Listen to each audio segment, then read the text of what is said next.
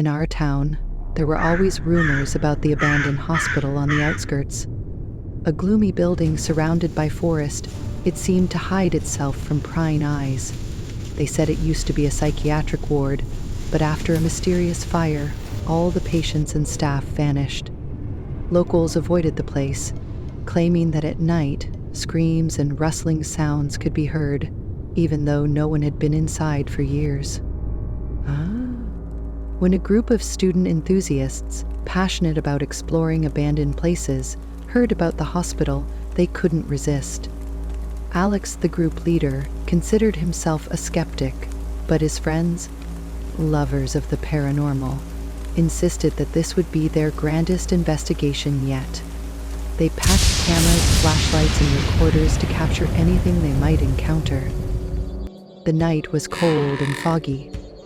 As they approached the hospital, the building greeted them with an eerie silence that sent chills down their spines.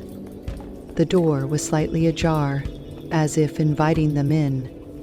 Inside, the walls were cracked, wallpaper hung in shreds, and the air smelled of mildew and something metallic, perhaps blood.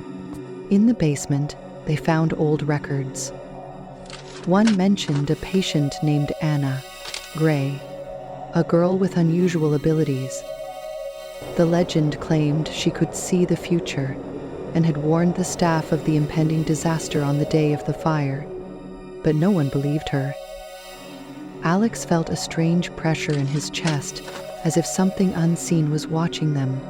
When they reached the operating room, the equipment, untouched for decades, suddenly came to life. Monitors flickered, and the electrocardiograph displayed a flat line. Lisa, one of the group members, screamed when she saw the reflection of a girl in hospital pajamas in the glass cabinet. Alex turned around, but no one was there. On the second floor, where the children's ward was located, they heard the sound of laughter.